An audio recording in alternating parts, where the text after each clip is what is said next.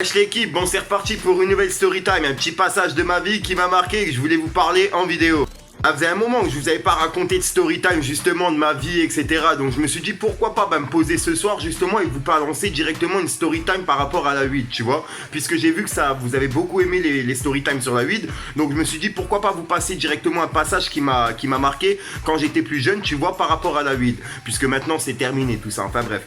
En gros quand j'étais jeune tu vois j'étais posé en voiture au moment là. J'étais parti avec 2 ou 3 potes, au moment là j'avais pas de permis, j'étais vraiment jeune. Et c'est un ami à nous qui roulait, tu vois, un daron qui avait même 2 gosses. Et bref, et en gros, on était en train de zoner, je sais plus, on devait faire une petite vadrouille. Et on s'est fait contrôler directement par la police, tu vois. Et dans la voiture, je te mens pas, ils avaient tous une pocket, j'en avais une aussi, tu vois, une pocket de bœuf. Donc voilà, tu vois, je l'avais caché sur moi, mais je l'avais pas vraiment caché du fait que j'étais en confiance dans le quartier, etc. Donc je me suis dit, vas-y, tranquille, tu vois. Et bref, et le flic, il commence à nous contrôler, ça, il demande des papiers, il nous demande de sortir de la voiture et tout, tu vois. Il nous demande nom, prénom, les cartes d'identité, etc. Et puis là, il nous demande si on n'a pas quelque chose de dangereux sur nous, tu vois. Et ben moi, j'ai dit que non.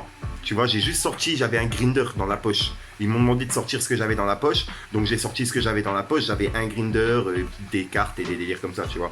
Et mes clés, je crois. Et je lui dis, ouais, et il prend le grinder. Donc ça, on n'a pas le droit, tu vois. Par contre, ça en vente en tabac. On a le droit d'en acheter, mais t'as pas le droit d'en avoir un sur toi. Donc de là, ils me le prennent. Et ils me disent, t'as rien d'autre, tu vois. Donc ils commencent à me palper, etc. Et puis ils sentent, ben, justement, ma pochette, tu vois. Et puis de là, ils me disent, ben, t'aurais dû nous dire directement, tu vois. Donc ça sent la garde à vue. Je me suis dit, je vais me péter 24 heures en garde à vue, c'est bon, c'est mort. Ils vont me faire chier, tu vois, sur le coup pour une pochette. Donc, bah, ce qui est normal sur le coup, puisque c'est illégal, tu vois. Donc je me suis dit, ouais, je suis dans la merde, quoi. Et mes parents vont me flinguer, mon père et ma mère, ils vont me tuer. Je me suis jamais fait contrôler, etc. Tu vois, c'était la première fois au moment-là, bah, surtout avec de la bœuf. Et tu vois que j'étais fautif surtout, tu vois. Donc en gros, vraiment, là, j'étais dans la merde. Et le flic, il me dit, ouais, t'as acheté ça où? Donc de là, je lui dis, je vous mens pas, je l'ai trouvé par terre. Je sors comme ça. Et mais entre temps, ils avaient contrôlé mes 2 potes. Mes 2 potes, ils en avaient aussi sur eux. Donc en gros, bah tu vois, ils savaient que je mentais. Mais bon, vu que j'avais sorti ça, je suis resté sur le truc là. Donc j'ai dit, ouais, je l'ai trouvé. Et il sent la pochette comme ça. Il me regarde. Il regarde son collègue. Il l'a fait sentir à son collègue, tu vois. Son collègue, il me regarde. Et il me dit, ouais, toi, tu trouves des pochettes de bombes comme ça par terre, tu vois. Et je lui dis, ouais, ben, j'ai de la chance, tu vois, je suis un chanceux, quoi. Et le mec, il vient me fait, le flic, il me dit, non, non, il vient me fait, tu vas nous dire où t'as acheté parce que tu me prends pour des bouffons, etc. Je lui dis, non, mais je vous promets, j'ai trouvé par terre, tu vois. Bref, tu vois, le flic et les 2 flics, ils se regardent, tu vois, et sur le coup, ils me disent, ouais, il nous prend pour un con, tu vois, on va le prendre en garde à vue, et puis voilà, tu vois. Et puis, bah, tu vois, moi, je me dis, vas-y, nique sa race, hein, je reste sur ça, tu vois, on va aller jusqu'en garde à vue, arrive en garde à vue, même s'il faut déposer quelque chose, je dirais que je l'ai trouvé par terre et simplement, tu vois, je reste sur ça. Et puis, bref, et puis le flic, il se regarde entre eux, il dit ça, tu vois, ils essayent de me faire peur en gros, tu vois, et ils me demandent mon âge, etc. Je leur dis que j'étais mineur, tu vois, que j'habite chez mes parents, je leur donne mon adresse, tu vois, et vu que j'habite dans le quartier, donc en gros, ben, ils connaissent mon adresse, ils connaissent bien les lieux où j'habite, tu vois, donc en gros, limite, ils voulaient me ramener chez moi, tu vois, ils voulaient me faire peur comme ça, mais on n'était pas au moment, c'était pas au moment des attentats, on était vraiment un peu plus jeune, j'avais 16 ans, j'en ai 25 aujourd'hui, tu vois, c'était il y avait 10 ans environ, donc vraiment, au moment-là, ils pouvaient pas faire des perquisitions comme ils le font maintenant, tu vois. Donc en gros, je me suis dit, ouais, ben, tant pis, j'ai rien à la maison de toute façon. Tu peux venir à la maison, il n'y a rien. Tu vois, moi je suis simple consommateur, j'ai toujours consommé, j'ai jamais vendu de ma vie, jamais fait les délires là, tu vois. J'ai toujours été consommateur, donc il n'y a pas de problème, tu vois. Et puis, et bref, et de là, il se regarde, et il vient, il me fait, ouais, bon, il me regarde moi, il me fait, t'as des feuilles sur toi? Tu vois, sur le coup, j'étais choqué. Et je fais, bah ouais. Et je sors mon paquet. Et en gros, il me demande mon paquet. Ben, donne-moi ton paquet. Je lui donne mon paquet. Il me dit, écoute, pour aujourd'hui, ça va en rester là. Mais par contre, pour une prochaine fois, tu sais comment ça va se passer. Tu vois, garde à vue, etc.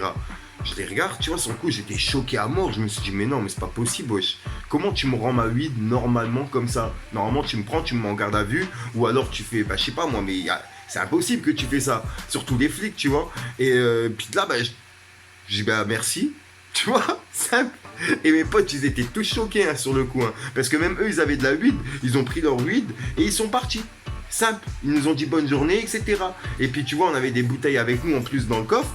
Au lieu de nous prendre les bouteilles qu'il y avait dans le coffre, tu vois, au moment-là, en plus, on était mineurs, nous. Après, le conducteur, il était majeur, il avait le permis, tout était carré, tu vois. Mais bon, il nous a dit, ouais, bah, bonne cuite, les gars. Au moins, vous fumerez pas ce soir. tu vois. Alors, sur le coup, tu vois, sur le coup, moi, ça m'a vraiment choqué du fait qu'il me prend ma 8. Après, tu vois, qu'ils nous disent en plus de ça, ouais, bonne cuite, etc. Les gars, sachant qu'on était mineurs, nous, tu vois, ils avaient bien vu sur nos cartes d'identité. Donc, nous dire ça, c'est en gros nous encourager à boire. Mais par contre, ils nous montrent que c'est interdit de fumer. Le truc que je comprends pas, tu vois. Alors que l'alcool, c'est autant puissant que la fume. Et je crois que c'est même pur pour moi personnellement, hein, quand je bois de l'alcool et quand je fume, je fais une grosse différence, c'est que je suis moins contrôlable sous alcool que quand je suis sous fume. Sous fume, ça a rien à voir, tu vois. Ça m'aide à par exemple faire mes créations, etc. pour me rentrer vraiment dans mon délire, tu vois. En gros, tu vois, faut que ça reste occasionnel, il faut pas que ça commence à devenir au quotidien comme la cigarette, etc. L'alcool, c'est exactement pareil. À partir du moment où tu commences à en prendre tous les jours, même un seul verre, même une goutte, t'es catégorisé comme un alcoolique. Tu vois ce que je veux dire? C'est comme un fumeur de cigarettes. Tous les fumeurs de cigarettes, je suis désolé, on est des toxicos, tu vois. Un toxico, c'est un fumeur, c'est quelqu'un qui prend de la drogue, c'est quelqu'un qui est accro à quelque chose, tu vois. Donc voilà. Donc en gros, que tu sois accro au Coca-Cola, que tu sois accro au tabac ou que tu sois accro à une dictée, tu vois, ou à des films de cul ou à des gros culs, et ben en gros, t'es accro, comment dire? Bref, les gens qui m'ont compris, les gens qui m'ont pas compris, c'est pas grave, tant pis, c'est fini. La vidéo, elle est terminée, tu vois, ma story time elle se termine comme ça.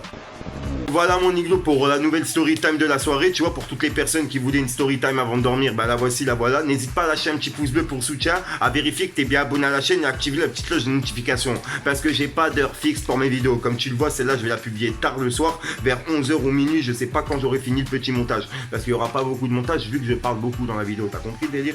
Plus je parle beaucoup, moins il y aura de coupures. Enfin bref, hop là, peace mon iglo.